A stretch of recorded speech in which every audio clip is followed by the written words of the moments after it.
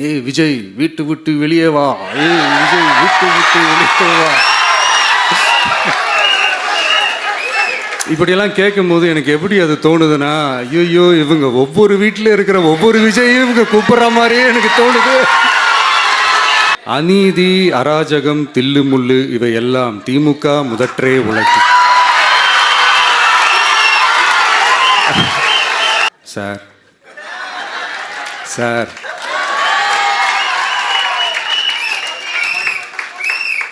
எந்த சின்னத்துக்கு சார் ஓட்டு போடுவீங்க அப்படின்னு கேட்டு பாருங்க. விசில் சின்னத்துக்கு தான். என்னுடைய அம்மா, அக்கா, தங்கைகள், அண்ணன், தம்பிகள் டிவி கேக்கு ஓட்டு போடுறத யாராலையும் தடுக்க முடியாது. இந்த டப்பா இன்ஜின், ஓட்டை இன்ஜின், எவ்வளோ இன்ஜின் வந்தாலும் டாப் இன்ஜின் நம்ம டிவிக்கே தான்ன்றது மக்கள் ஆல்ரெடி முடிவு பண்ணிட்டாங்க. அதனால் நம்மளுடைய தோழர்கள் அதை மனசில் நல்லா நம்ம மக்கள் இந்த விசில்ல ஊதுல இந்த தீய சக்தியும் இந்த ஊழல் சக்தியும் தெரிச்சு ஓடணும். எப்படி தெரிச்சு ஓடணும். நம்ம கட்சியினுடைய 2வது ஆண்டு விழா, அதாவது 3rd இயரோட தொடக்க விழா இன்னைக்கு தமிழ்நாட்டில் ஒரு மிகப்பெரிய ஒரு கட்சியாக நம்ம வளர்ந்து இருக்கிறோம் அப்படின்னா அது உங்களால் தான். ப்ளஸ் நம்மளை நேசிக்கிற கோடிக்கணக்கான மக்களும் தான் அதுக்கு ஒரு மிக முக்கிய ஒரு காரணம். நீங்கள் தான் என்னுடைய ஒரு மிகப்பெரிய ஒரு பலம். உங்களை நம்பி தான் நானும் நம்ம கட்சியும் இருக்கிறோம். இதை நான் சொல்லி தான் உங்களுக்கு தெரியணும்னு அவசியம் இல்லை. இது உங்கள் எல்லாருக்குமே நல்லா தெரியும். அதனால் இன்றைக்கி உங்கள் எல்லாருக்கும், நம்ம கட்சியில் இருக்கிற தோழர்களுக்கும் தொண்டர்களுக்கும், இந்த கட்சியினுடைய ஒரு தலைமை தொண்டனான என்னுடைய வாழ்த்துக்களும் நன்றிகளும்.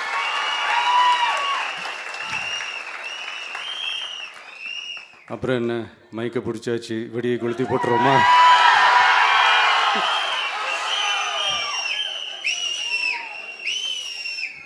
(1977) ஜூன் மாதம்னு நினைக்கிறேன். ஜூன் மாதத்தில் புரட்சி தலைவர் எம்ஜிஆர் அவர்கள் ரேடியோவில் ஒரு பேட்டி ஒன்று கொடுத்தாங்க. அதில் பேசும்போது சொன்னாங்க, பேரறிஞர் அண்ணா அவர்கள் இருந்த இடத்தில் இப்படிப்பட்டவர்களும் அமர்கின்ற ஒரு நிலைமை ஏற்பட்டுச்சேன்னு எண்ணி எண்ணி கண்ணீர் வடித்தேன். அன்னைக்கு அந்த கண்ணீரை துடைக்க ஆரம்பித்த இயக்கம் தான் அண்ணா திராவிட முன்னேற்ற கழகம்னு சொன்னார். அதே மாதிரி 2017க்கு அப்புறம் 2021க்கு அப்புறம் தமிழ்நாட்டுடைய நிலைமையை பற்றி யோசித்து பார்த்த நம்ம தமிழக மக்கள், காமராஜர் அவர்கள் இருந்த இடத்தில், அண்ணா அவர்கள் இருந்த இடத்தில், எம்ஜிஆர் அவர்கள் இருந்த இடத்தில் இப்படிப்பட்டவர்களும் அமர்கின்ற ஒரு நிலைமை ஏற்பட்டுருச்சேன்னு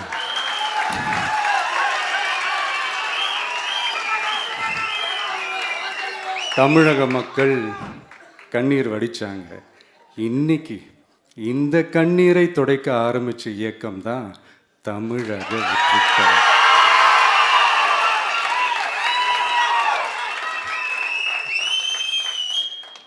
இப்படியெல்லாம் நம்ம பேசுறதுனால கண்டிப்பாக சில பேர் கொந்தளிப்பாங்க. அது பற்றிலாம் நம்ம கவலைப்படக்கூடாது. ஏன்னா கொந்தளிக்கிறது தான் அவங்களுக்கு வேலையே. புரிதுங்களா அவங்களுக்கு? ஏன்னா எம்ஜிஆர் அவர்கள் கட்சி ஆரம்பித்தப்போ, ஏன் அவர் ஜெயிச்சதுக்கப்புறம் கூட சட்டசபையில் கூட ஏதோ ஒரு நடிகர் கட்சி வந்திருக்குதான், ஏதோ ஒரு புதிய கட்சி வந்திருக்குது, புரட்சி தலைவர்னு ஒருத்தர் வந்து, இப்படியெல்லாம் கேலியும் கிண்டலுமா. அதனால் யார் அரசியலுக்கு வந்தாலும் இப்படி கொந்தளிக்கிறது தான் அவங்களுடைய வேலையே. அப்படி தான் நாம் அரசியலுக்கு வந்ததுக்கப்புறம் கூட இந்த விஜய்க்கு என்ன அனுபவம் இருக்குது, எம்ஜிஆர் அவர்களுக்கு எவ்வளோ அனுபவம் இருக்குது தெரியுமா? 52லேருந்து 72 வரைக்கும் அந்த 20 இயர்ஸ் திமுகவில் இருந்த ஒரு அரசியல் அனுபவம் எவ்வளோ இருக்குது தெரியுமா? விஜய்க்கு என்ன பெரிய அனுபவம் இருக்குதுன்னு கேட்டால் அதே வாய் தான். அன்னைக்கு எம்ஜிஆர்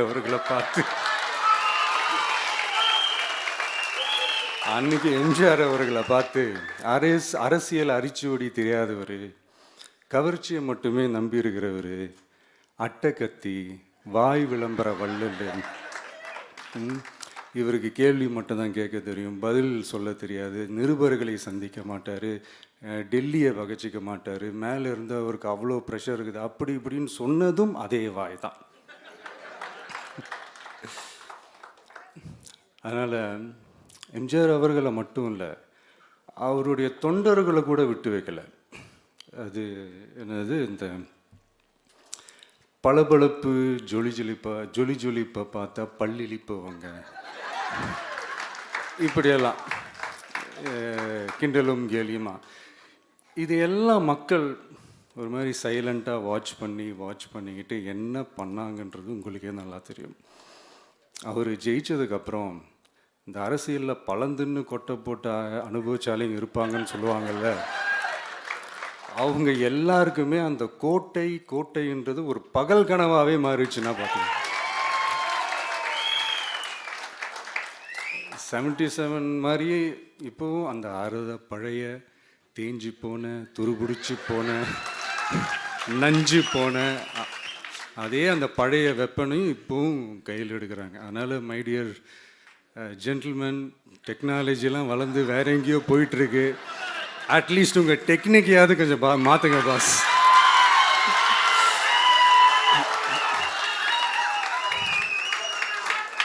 காமராஜர் அவர்களையும் விட்டு வைக்கல. அவருக்கு இலக்கியம்னா என்ன தெரியும், அவர் மாபெரும் புலவர், அந்த புலவர் இந்த புலவருண்டு அவரை பற்றியும் கிண்டலும் கேலியுமா. அதான் முன்னாடியே சொன்ன மாதிரி யார் எதிர்த்து நின்னாலும் அவங்கள கொந்தளிக்கிறது தான் அவங்களுடைய வேலையே.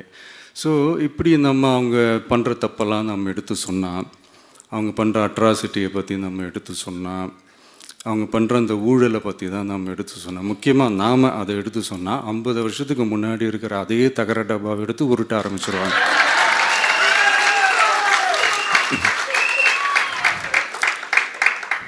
பவளவிழா பாப்பாவுக்கு வேற என்ன தெரியும்?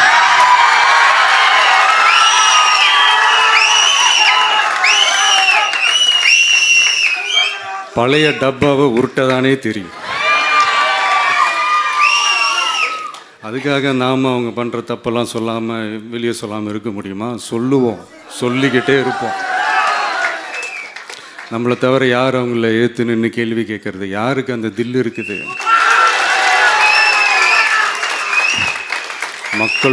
மக்களோட ஒரே பிரதிநிதி நாம் மட்டும்தான். ஸோ இப்படி இருக்கிற இந்த நிலைமையில் இன்னைக்கு இந்த டிஜிட்டல் உலகத்தில் திருவள்ளுவர் இருந்திருந்தாருன்னா இந்த தீய சக்தியை பற்றி என்ன திருக்குறள் எழுதியிருப்பார்? ஒரு கற்பனையா, அநீதி, அராஜகம், தில்லுமுள்ளு இவையெல்லாம் திமுக முதற்றே உலகு.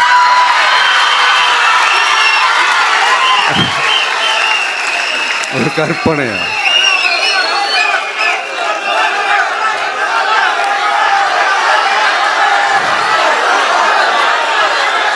அநீதி, அராஜகம், தில்லுமுள்ளு இவையெல்லாம் திமுக முதற்றே உலகு.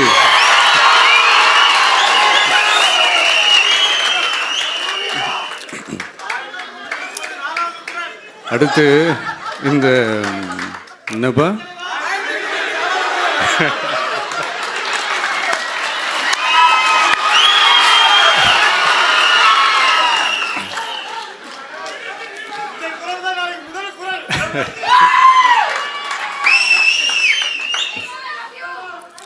அடுத்து இந்த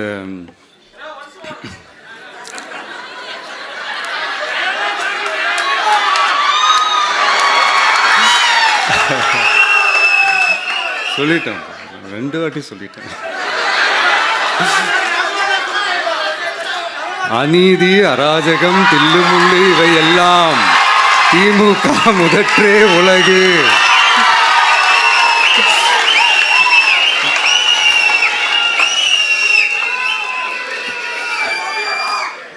அடுத்து இந்த மும்முனை போட்டி, 4 முனை போட்டி அப்படிலாம் சொல்கிறாங்களே, சரி அவங்கள பொறுத்த வரைக்கும் அப்படியே இருக்கட்டும். அதில் மாபெரும் மக்கள் சக்தியாக நம்ம அணி ஒரு பக்கம், அடுத்து திமுக தலைமையில் மற்ற கூட்டணி கட்சிகள் ஒரு பக்கம், அடுத்து பாஜக தலைமையில் மற்றும் பலர்.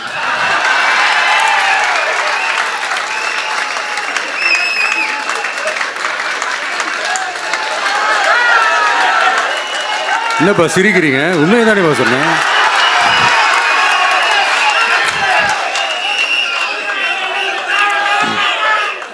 ஸோ இப்படி எத்தனை சக்திகள் எத்தனை பேர் வந்தாலும் திமுகவை வீழ்த்துறதுக்கு மாபெரும் மக்கள் சக்தியான நம்மளால் மட்டும்தான் முடியும், நம்ம டிவிகேவால் மட்டும்தான் முடியும். ஸோ இப்படி இருக்கிற இந்த நிலைமையில் ஏய் விஜய் வீட்டு விட்டு வெளியே வா, ஏய் விஜய் வீட்டு விட்டு வெளியே வா, இப்படியெல்லாம் கேட்கும்போது எனக்கு எப்படி அது தோணுதுன்னா, ஐயோ இவங்க ஒவ்வொரு வீட்டில் இருக்கிற ஒவ்வொரு விஜயும் இவங்க கூப்பிட்ற மாதிரியே எனக்கு தோணுது. அப்படிதான் எனக்கு தோணுது. அதனால பொறுங்க பாஸ், வருவாங்க, முறையாக வருவாங்க. ஓட்டு போடுற அன்னைக்கு ஓட்டர் ஐடியை கையில் எடுத்துக்கிட்டு ஒவ்வொரு வீட்டில் இருக்கிற ஒவ்வொரு விஜயும்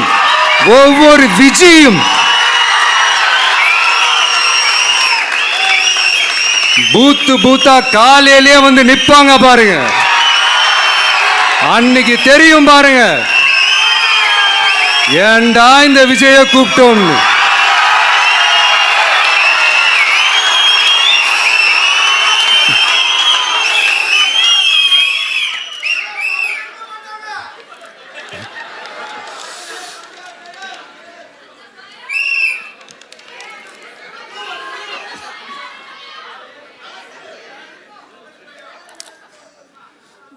ஸோ இப்படி பேசினா உடனே இவரு நான் சினிமாவா இது அப்படின்ட்டு ஆரம்பிச்சிருவாங்க. நான் சினிமா விட்டாலும் நீங்கள் சினிமா விட மாட்டேங்கிறீங்களேப்பா.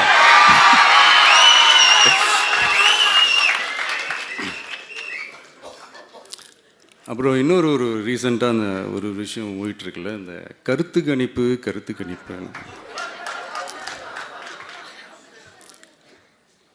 அதில் நிறைய பேர் உண்மையான கருத்து கணிப்புலாம் சொல்கிறாங்க. அதையும் நான் தப்பு சொல்லலை. சில பேர் கடுப்பில் விட்ட கணிப்பாகவும் இருக்குது, அதையும் நான் தப்பு சொல்லலை. இந்த கடுப்பில் விட்ட கணிப்பாளர்களுக்கு நான் சொல்லிக்கிறது என்னென்னா, ஒவ்வொரு ஊராக தெருவா வீடு வீடாக போய் நீங்கள் அந்த கருத்து கணிப்பு எடுத்து பாருங்கள். ஒவ்வொரு வீட்லேயும் டிவிக்கு இருக்கிறத நீங்கள் பார்ப்பீங்க.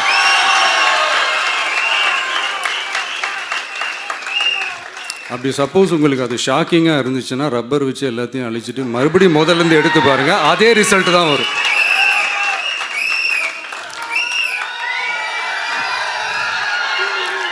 இது என்னப்பா லாஜிக்கு, அது எப்படி எல்லார் வீட்லேயும் டிவிக்கு இருக்கும் அப்படின்னு நீங்கள் கேட்டிங்கன்னா, ஒரு சின்ன சாம்பிளுக்கு ஒரு சின்ன டெஸ்ட் ஒன்று பண்ணி பாருங்களேன். நம்ம சிஎம் சார் இருக்காங்கள்ல, ஸ்டாலின் சார், ஒரு 2 இயர்ஸ் பேக் இருக்கும்னு நினைக்கிறேன். ஒரு மேடையில் பேசும்போது சொன்னாங்க, இந்த மாதிரி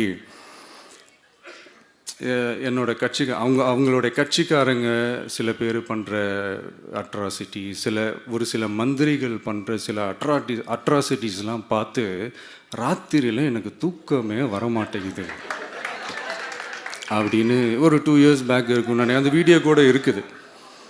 அப்படி இருக்கிற அவர் என்னைக்காவது ஒரு நாள் அசந்து தூங்குவார்ல, அப்போ அவர்கிட்ட போய், சார்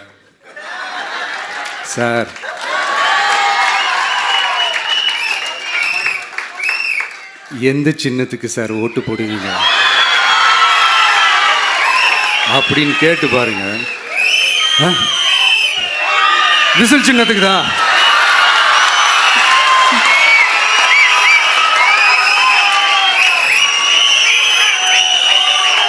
தூக்கத்தில் இப்படி டப்புன்னு எழுப்பி கேட்டால் டப்புன்னு உண்மையை போட்டு உடைச்சிருவாங்க. அதுக்கு சொன்ன அப்படி இருக்கிற இந்த நிலைமையில் டிவிக்கே வந்து சிட்டியில் தான் இருக்குது, டவுனில் தான் இருக்குது, வில்லேஜ் சைட்லலாம் இல்லை அப்படின்னு சொல்கிறவங்களுக்கு இந்த மாதிரி சில டெஸ்டெல்லாம் பண்ணி பாருங்கள், தெரியும்.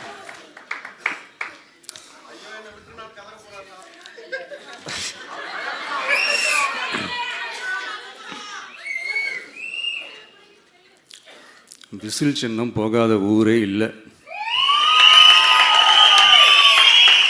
விசில் சின்னம் எங்கெல்லாம் இருக்குதோ அங்கெல்லாம் டிவிக்கே இருக்குதுன்னு அர்த்தம். என்னுடைய அம்மா, அக்கா, தங்கைகள், அண்ணன், தம்பிகள் டிவிக்கேக்கு ஓட்டு போடுறத யாராலையும் தடுக்க முடியாது.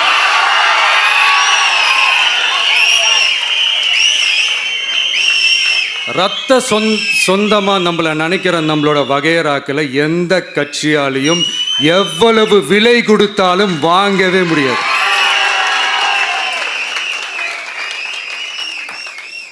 நான் ஓவர் கான்ஃபிடென்ஸில் பேசுகிறேன் அப்படின்லாம் நினைக்காதீங்க. இதுதான் கள நிலவரம், கள யதார்த்தமும் இதுதான்.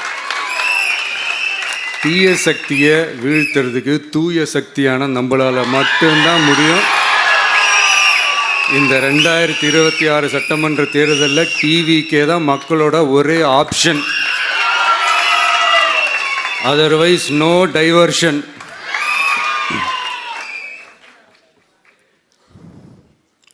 இந்த டப்பா இன்ஜின்,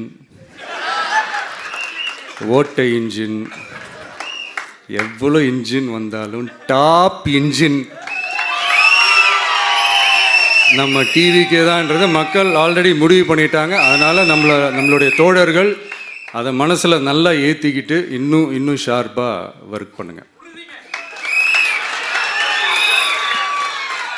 நான் ஏற்கனவே சொன்ன மாதிரி ஒன்றியம், நகரம், பேரூர், பகுதி, கிளை எல்லா இடத்துலையும் அந்த பூத்தாக அந்த நம்மளுடைய வேட்பாளர்களுக்கு ஒற்றுமையாக இருந்து வேலை செய்யுங்க. நமக்கு மாபெரும் கூட்டணியான, மாபெரும் மக்கள் சக்தியான குடும்பமாக நம்மளோட இருக்கிறாங்க. இன்னொன்று அன்றைக்கி நான் சொன்ன மாதிரி நம்மளுடைய விசில் சின்னத்துக்கு ஓட்டு போட வைக்கிறது மட்டும்தான் உங்களுடைய வேலை. மற்றதெல்லாம் மக்களோட சேர்ந்து நான் பார்த்துக்கிறேன்.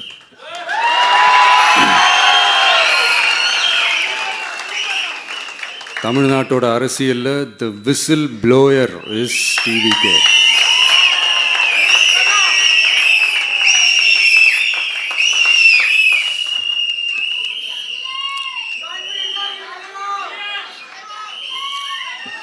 நம்ம மக்கள் இந்த விசில்ல ஊதுல இந்த தீய சக்தியும் இந்த ஊழல் சக்தியும் தெரிச்சு ஓடணும். எப்படி தெரிச்சு ஓடணும்? அன்னைக்கு சென்ட் ஜார்ஜ் கோட்டையில்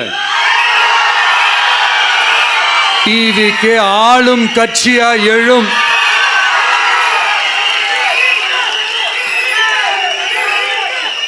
உங்களோட நான் இருக்கேன், நம்மளோட நம்ம மக்கள் இருக்கிறாங்க.